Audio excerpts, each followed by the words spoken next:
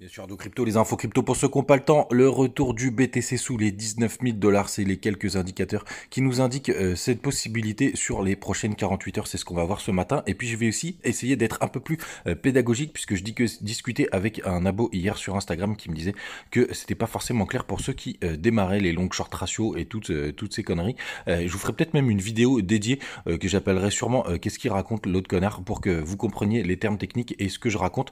On va regarder pas mal de petites choses ce matin. On va voir aussi pourquoi ça pourrait être aussi bénéfique pour les alts si jamais le BTC reste stable. Bref, une émission sympathique ce matin. Le BTC, il prend un tout petit 1%. On est à 19 325 dollars. On a touché les 19 700 hier. On a Ethereum qui est un peu plus en forme ce matin. Ça fait plaisir. Ça fait longtemps qu'il nous a pas fait quelque chose de sympathique, même si c'est que 2,5%. Il est à 1340 dollars. Le reste de la map, on est plutôt entre plus 1 et moins 1. C'est le cas notamment de Missile Sol Sol qui prend un petit 1%. On a Matic qui a fait des grosses performances. J'ai eu pas mal d'alertes hier soir qui prend 5,5%. On a Avax qui prend 2%. Il avait un peu plus retracé hier. On a LTC aussi qui prend 2%. Ethereum classique qui perd 2%. Et le reste de bas du tableau, c'est assez stable. Les gars, du côté tout d'abord du daily, vous voyez qu'on a fait une belle bougie hier. Vous voyez, on a touché les 1751 dollars. On retrace ce matin. C'est plutôt intéressant, on a pas mal de choses qui convergent vers ces points-là. On va regarder la clôture weekly qu'on a eu notamment donc du coup cette nuit à minuit. Et vous voyez, ou c'est 2 heures du matin, vous voyez, on a finalement clôturé dans le vert alors qu'hier, quand je vous faisais la matinale, on était toujours dans le rouge. Donc on a eu un petit pump de fin de journée. Et surtout les gars, n'oubliez pas le RSI. Donc le RSI en fait c'est cet indicateur en gros grosso merdo qui vous donne, puisque je vous ai quand même promis d'être un peu plus pédagogue, c'est qui nous donne les niveaux, donc c'est ici, c'est cet indicateur que vous avez là qui nous donne en gros les zones de survente ou de surachat. Dès qu'on est en bas, on est plutôt en,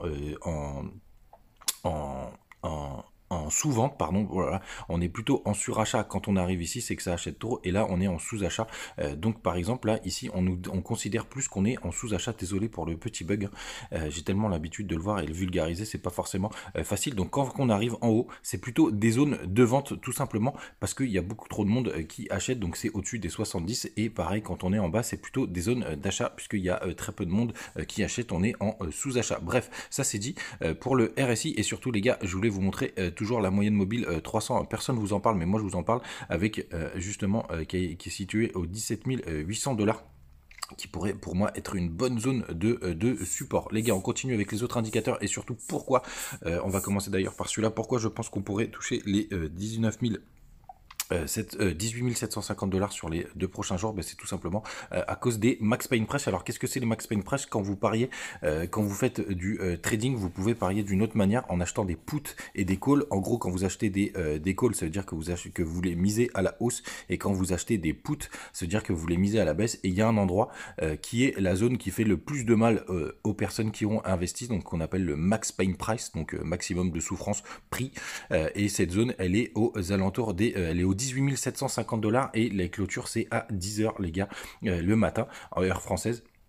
Et donc elle est juste en dessous des 19 000 dollars pour les 2 prochains jours. Ah ben non, tiens, elle a encore bougé pour demain matin, elle est passée à 19 000 dollars les gars. Mais peut-être qu'on aurait un petit retour. Et surtout les gars, vous voyez, dès qu'on a des gens dès qu'il y a un petit pump, vous avez le retour des longues. Alors qu'est-ce que c'est les longues? C'est ceux qui achètent en levier, c'est-à-dire qui multiplient leur position. En gros, si vous avez 100 dollars, vous la multipliez vous prenez un levier 10, c'est en gros comme si vous aviez misé 1000 dollars. Mais par contre, c'est une variation par de 10%.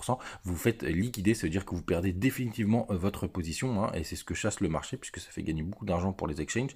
Et vous voyez ici, dès qu'on a eu le pump d'hier soir d'ailleurs, il y a eu pas mal de personnes qui ont essayé de shorter cette montée, parce que vous voyez, donc shorter c'est ceux qui parient à la baisse, avaient parié avec des leviers, et vous voyez ça a augmenté le nombre de shorts, et tout de suite quand on a eu un inversement de tendance, et ben derrière pareil ça a commencé à longue, donc à reparier à la hausse, et du coup vous voyez le cours il fait toujours l'inverse de ce que fait la majorité les gars. C'est vraiment le point important quand vous faites du trading, le cours fait l'inverse de ce que fait la majorité, tout simplement parce qu'il ne peut pas faire gagner tout le monde, sinon il faudrait des liquidités illimitées. Et vous voyez ici là les achats spot, ça veut dire c'est ceux qui achètent tout simplement quand vous êtes sur votre compte, vous avez spot et vous achetez juste du BTC, c'est ça les achats spot. Donc vous voyez que c'est en train de baisser.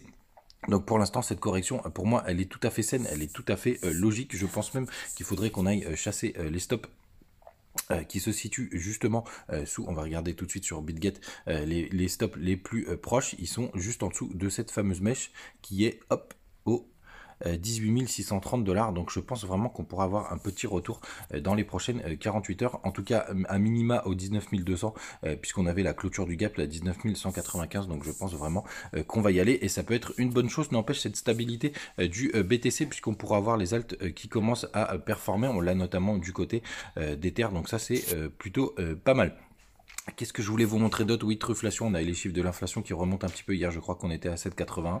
7,80, ouais, je crois qu'on était à 7,80, donc ça remonte un petit peu. On va faire ce projet de moyenne, hein. Il y a les informations sur Twitter. Les gars, on cherche toujours nos deux camarades pour justement le tournoi de BitGet. N'hésitez pas à venir nous rejoindre et à nous rejoindre sur le Telegram. Il y a encore du monde qui arrive. On partage comme d'habitude tous nos trades, toutes nos informations. Vous savez tout, les gars, on se retrouve demain et faites attention à vous. Salut.